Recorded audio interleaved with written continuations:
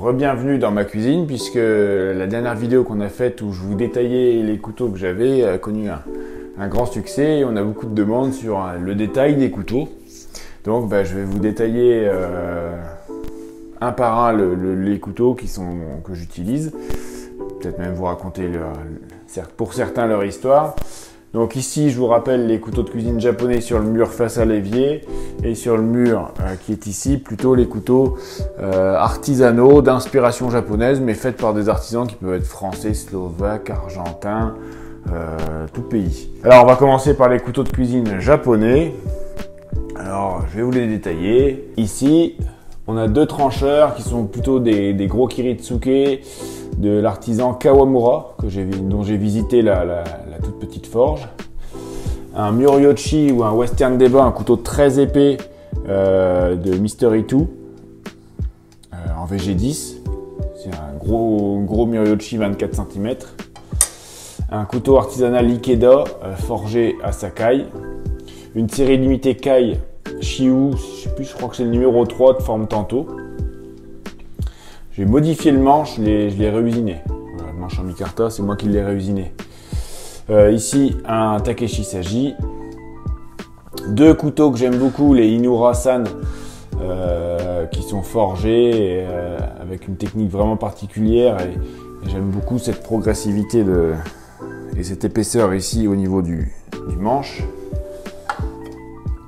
Mon couteau de jardin que j'ai transformé en hachoir polyvalent et minceur de marque Maïda. Ici, les Tadafusa coutellerie Bourli, les modèles Arata, avec le manche plutôt occidental. Un couteau de Makoto Kurosaki, le frère du fameux forgeron japonais Kurosaki, qui est très connu, mais son frère est pas moins talentueux. Un couteau dont je ne sais pas l'origine, mais je l'ai acheté au Japon. C'est un classique 3 couches en shirogami. Voilà, j'ai acheté ça à Sakai. Tadafusa Bourli aussi, les Arata. Un Hanryu Katsushige, un désosseur. Donc celui-là, je m'en sers régulièrement. C'est un 15 cm en VG10.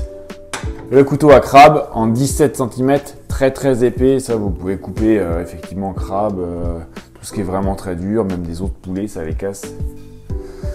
Je l'ai ici en 17 et je dois l'avoir en 15 cm quelque part. On va y arriver.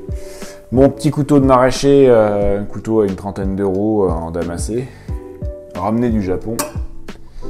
Un couteau damassé en one side de Yoji Yoshihiro. Lame forgée en acier, je crois que c'est de l'Aogami celui-ci. Toujours en Arata, pas un Tadafusa, pardon. Toujours un Kawamura, Tadafusa, pardon. Un Shirokamo SGPS damassé. La série complète des Suncraft gamme Elegancia. Pour moi, une référence du couteau industriel. Je les aime beaucoup. C'est très facile à utiliser. Une forme de lame originale. Bref, un coup de cœur. Le Sukenari auquel les gens nous ont posé beaucoup de questions dessus. C'est très particulier. C'était une pièce quasi unique qui a été sortie des ateliers de Sukenari. Un polissage exceptionnel.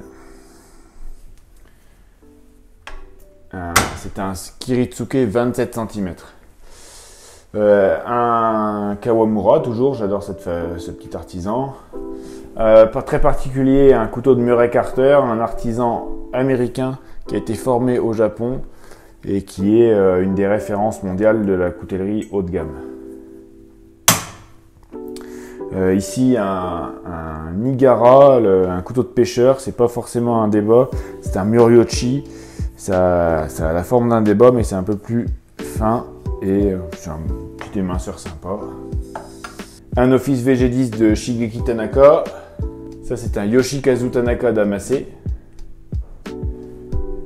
Yoshikazu, à ne pas confondre avec son homonyme Shigeki. Ce sont deux couteliers différents. Un Fukui, en acier 3 couches, en Ginsan.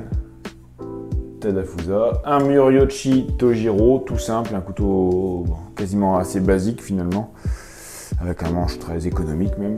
Une lame Tojiro Shirogami remontée sur un manche artisanal. Le couteau à crabe en 15 cm. C'est un Sakimaru, donc un couteau avec une forme tanto à sushi de chez Yoshikazu Tanaka. Forgé et un seul côté. Ryusen, un trancheur 27 cm, forme Kiritsuke, je l'adore. Un couteau de taille à légumes, pareil, que j'ai acheté au Japon, je connais pas le forgeron, c'est assez rustique. Finalement, je m'en sers pas beaucoup. Bon, il a une forme sympa. Un débat de chez Tanaka, Yoshikazu de Sakai, forgeron, un 18 cm. Et mes deux trancheurs que j'aime beaucoup, Tojiro Handmade et Nigara Mono. Ici, tous les deux sont des lames au carbone en Aogami numéro 2 et des lames de 27 cm. Voilà pour les couteaux japonais que j'utilise, que je fais tourner, qui sont des éléments un peu de déco, mais qui sont fonctionnels. Tous servent, il n'y en a pas un qui est délaissé, et puis ça change régulièrement, effectivement. Si vous étiez passé il y a 2 ans, c'était pas la même collection, et dans 2 ans, ce ne sera pas la même collection. Donc après les couteaux japonais, les couteaux souvent d'inspiration, où il y a au moins des techniques japonaises, les couteaux de cuisine internationaux.